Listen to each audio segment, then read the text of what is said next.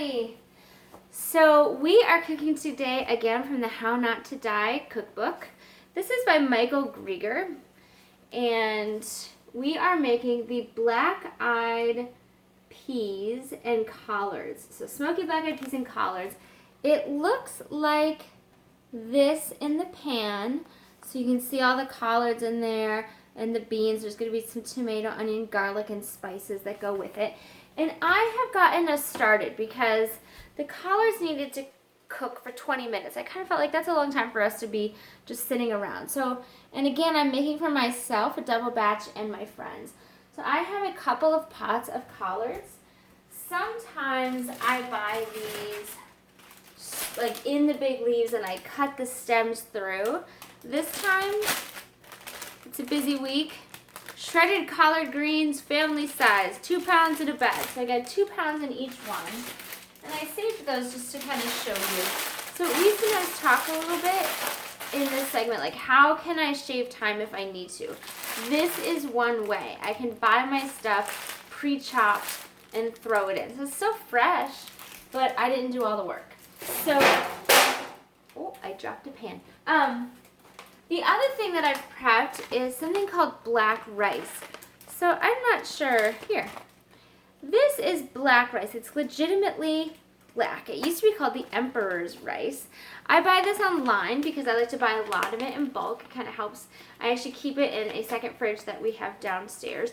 And there is a trick to this which I wanted to mention. So I have got 6 cups of dry rice in here. I'm going to add water. But whatever the directions say, what I have found with this kind of rice is that I need to add more water, like double the water actually. So, no idea where I put my measuring cup.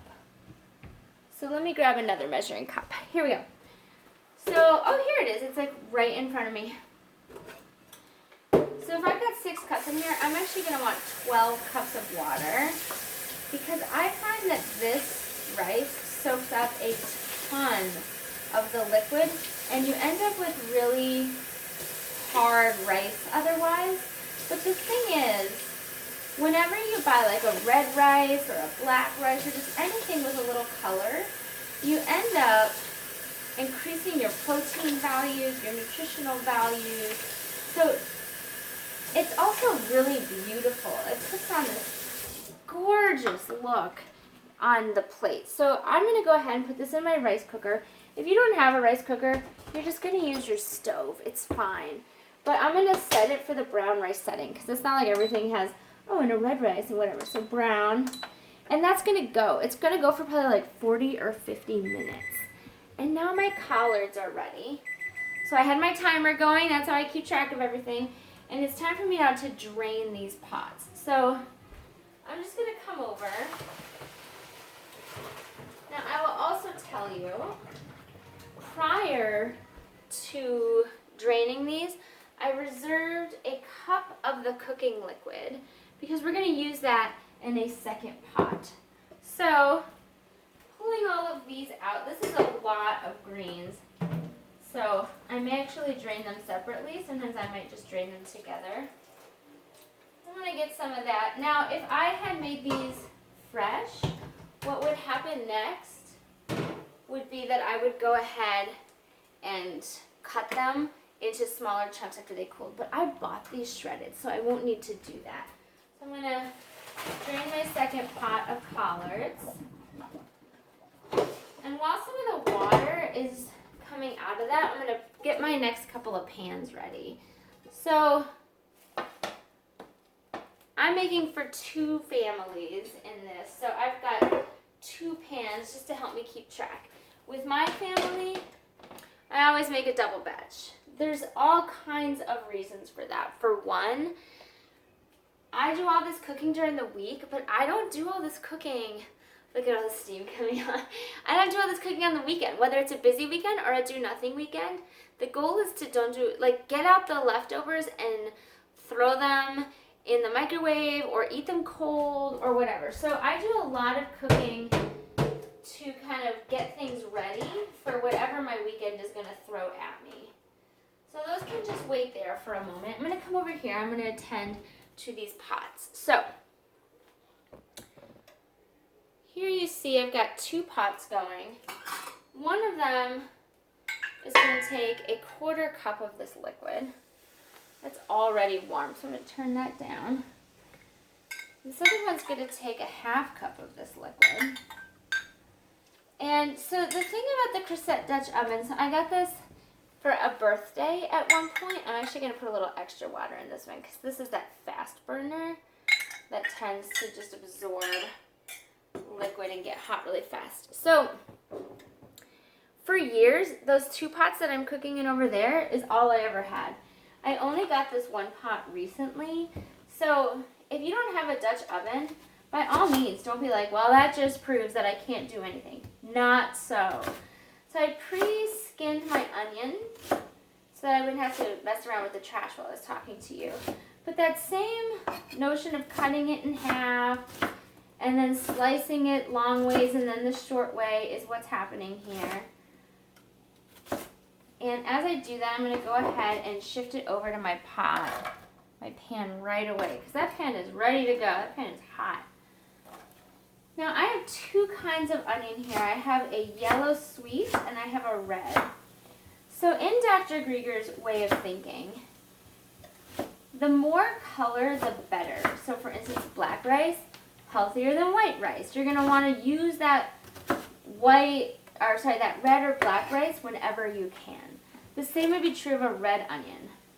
More like bang for your buck, the more color you get. So I often will pick up some red onion. However, Costco, my wholesaler that's nearby to me, does not have red onion in bulk these days.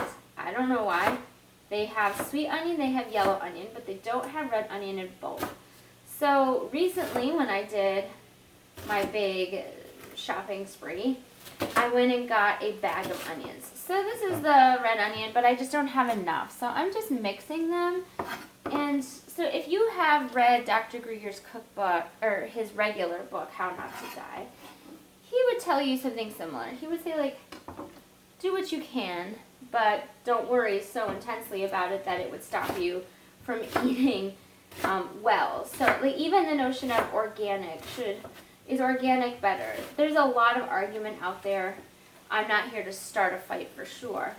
But his point is like, if you wouldn't eat vegetables because you can't afford organic, by all means, don't, right? Like wash your food and whatever. Now, is there arguments for like, if you're not going to shop all the way organic, at least do these ones organic? Sure. But I kind of like that notion of saying do what you can, but don't let it stop you from like doing anything at all. I also thought that for sure he would come down on the side of being against canned beans, for instance. He wasn't. He was kind of like, that's some zero. So the good news is, it's not hard to take dried beans, soak them while you're sleeping, put them in a crock pot throughout the day. Like you really don't mess with them, but you do have to store them.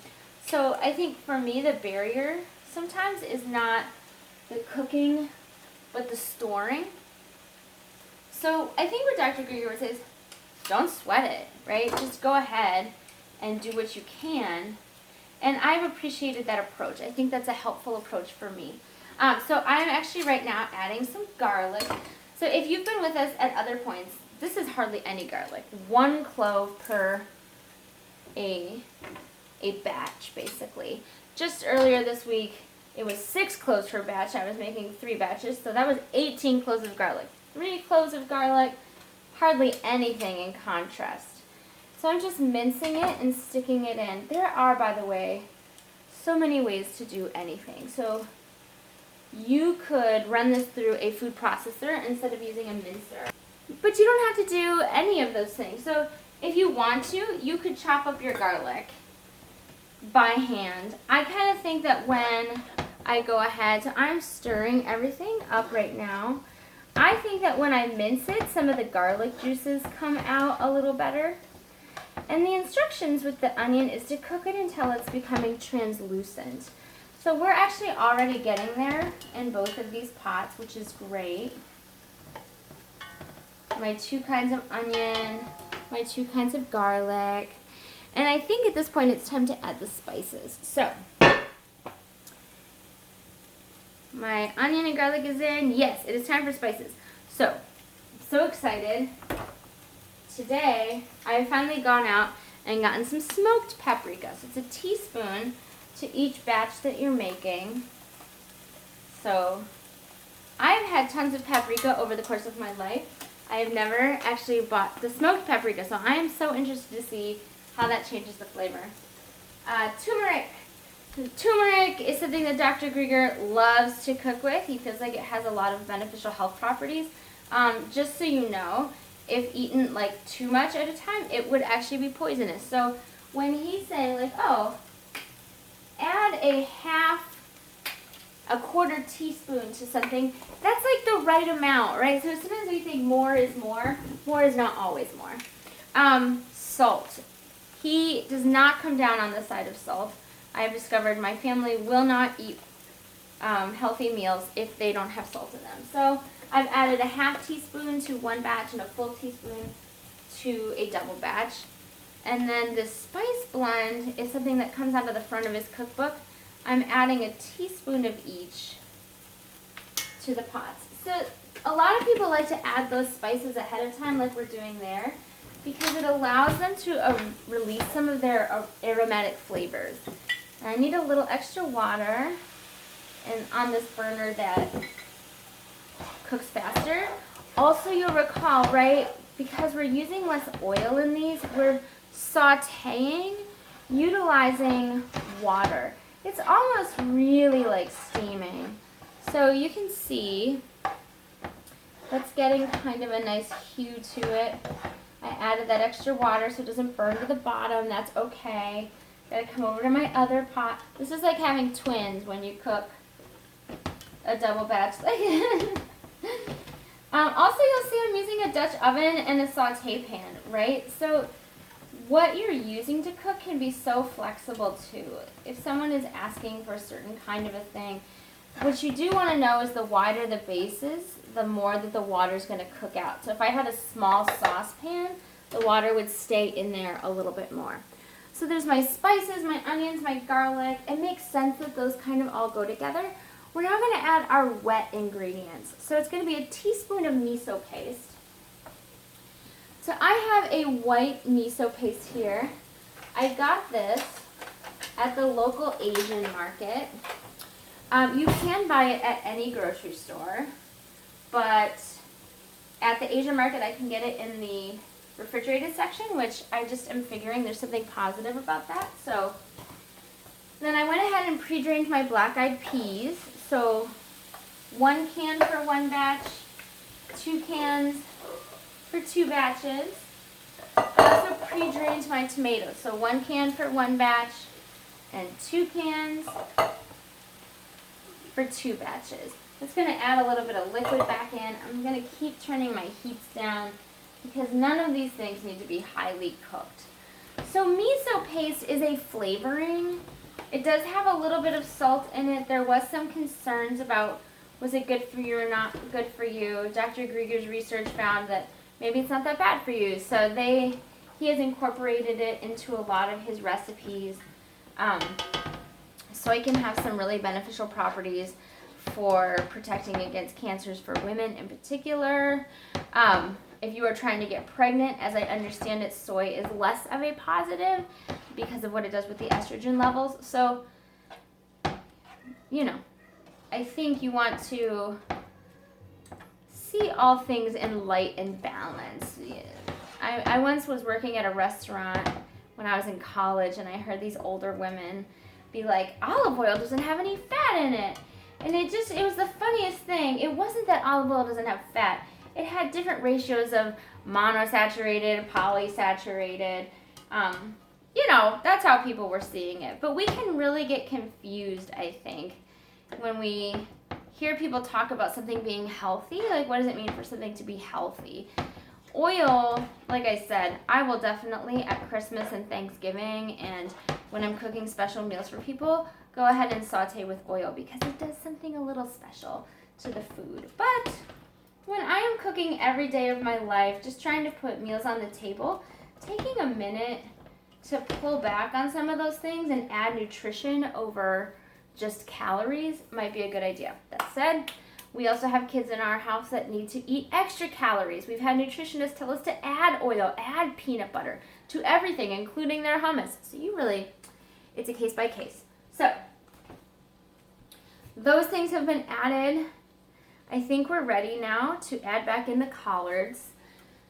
So this is sort of a variation. For my one batch, I don't quite want a whole 2 pounds. I want 1.5 pounds. So I'm estimating there. And then I'm adding the rest of that batch to the pot that's getting a double batch. And then we go ahead and we put all of these in. This is going to bulk up your meal. So what's going to happen here is you're sort of going to have this like sauce and then rice. And we're almost done actually. So you kind of just serve this. You put hot sauce either in it or on the table. I think when you're working with a lot of little kids, the answer is put it on the table. But you never know. You might have some super awesome kids that are into spices. But greens, they stick to one another, so you have to do the work to kind of move it around, get everything incorporated. But the dark greens, so much nutritional value. Like the other day, I think I was cutting up lettuce, and we talked about that being kind of an easy way in.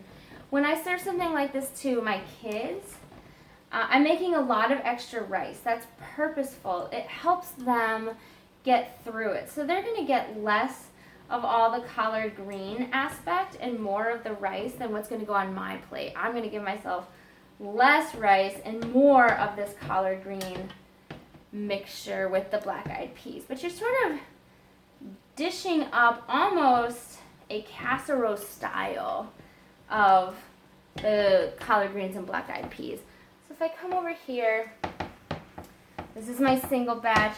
You need a ton of greens in order to make a recipe like this work. So if you're doing spinach, it's going to look like so much in a bag and it's going to cook down to almost nothing. So I'm just going to stir that around until it's well incorporated. And then when it's all said and done, it's just the rice. You put this on top, hot sauce if you want it, and you are done. That is a fast meal. It stays in a pot. You're not having to worry about contamination. These kinds of things are great for cooking fast and then moving on with your day. I didn't have to pull any meat out, thaw any of that. I could just boom, boom, boom, and I get this super nutritious meal.